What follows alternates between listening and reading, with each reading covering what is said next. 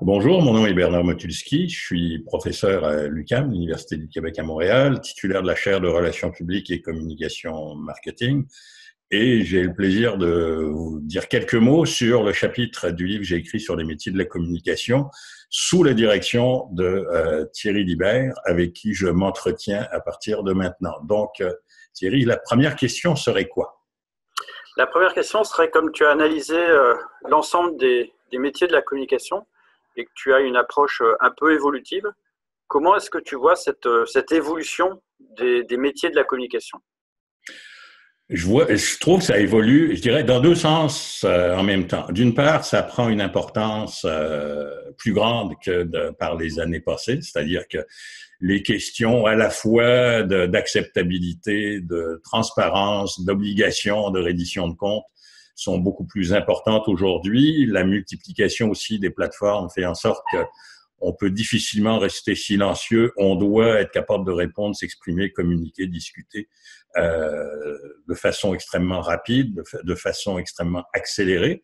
Mais en même temps, il y a une évolution dans laquelle la profession a du mal à trouver une place véritablement sur les tables décisionnelles. Donc, le grand défi que l'on a, que l'on continue à avoir, c'est de voir comment on est capable, comme gestionnaire de communication, de participer véritablement aux grandes décisions dans les organisations, dans les entreprises, pour pouvoir influencer, pour pouvoir jouer un rôle et ne pas simplement être mis à contribution quand les dés sont jetés et après on doit simplement aller s'expliquer ou expliquer une position à laquelle on n'a pas participé.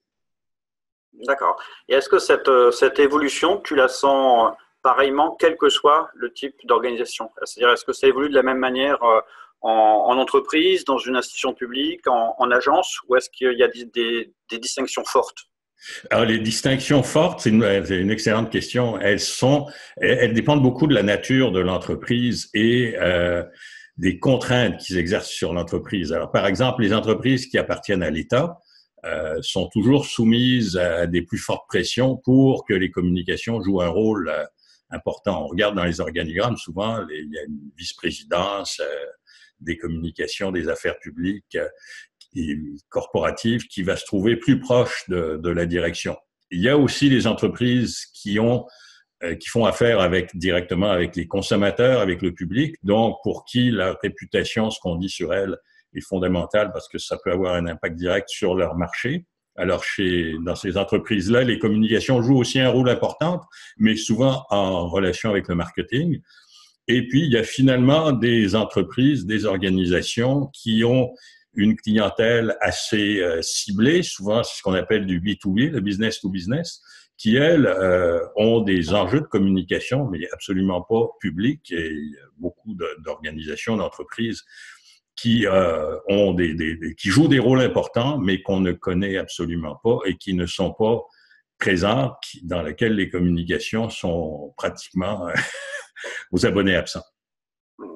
Alors, tu as une particularité, c'est que tu diriges la chaire de communication à l'Université du Québec à Montréal. Est-ce que tu vois une différence là également entre la communication telle qu'on peut l'enseigner à des étudiants à Montréal, en France, en Belgique ou ailleurs? Je pense qu'il y a effectivement il y a des différences culturelles. Il y a sans doute en France une classe politique qui a encore, en tout cas c'est ce qu'on voit de l'extérieur, qui a encore peut-être plus de privilèges, qui garde, il y a des questions qui sortent pas encore beaucoup dans les médias. En tout cas, on voit un décalage je dirais, de quelques années entre la France et le Québec, le Canada, et à ce titre-là, un pays, un environnement dans lequel on ne passe rien à personne. On parle de tout, on met tout sur la table et il y a beaucoup de privilèges qui sont de plus en plus difficiles à justifier et ça change. Ça donne sans doute un rôle important aux communications, peut-être un peu plus important chez nous. Mais en même temps, l'aspect, je dirais, inverse de cette situation, c'est aussi l'éclatement en France, surtout à Paris. C'est un pays, c'est 10 fois plus grand que le Québec, c'est 2 fois plus grand que le Canada. Il y a donc, les entreprises jouent un rôle plus important. Ici, on est souvent dans une situation dans laquelle on a moins accès à des sièges sociaux. Et à ce moment-là, les grandes décisions en matière de communication se prennent pas forcément à proximité. Et donc, ça détermine aussi une façon de vivre les communications, de travailler les communications qui peut être un petit peu différente. Et puis, il y a aussi des termes qui peuvent être parfois un peu différents. C'est-à-dire, en France, un responsable de relations publiques, voilà. Alors que je pense qu'au Québec, chez vous, on appelle ça un relationniste, hein, c'est ça? Ouais, on a des problèmes avec le mot relationniste. On le dit encore souvent, mais ça a une connotation un peu négative. La société des relationnistes, ça s'est transformé il y a au moins une dizaine d'années en société québécoise des professionnels en relations publiques. On vit avec ce problème-là. Et peut-être une différence aussi, c'est que nous, on essaye d'éviter le plus possible les anglicismes quand c'est possible. Donc, on va pas chercher des termes qui sont utilisés chez nos voisins anglo-saxons. On essaye de trouver des façons de dire les choses. Nous aussi, on dit un directeur des communications et vous dites un directeur de la communication.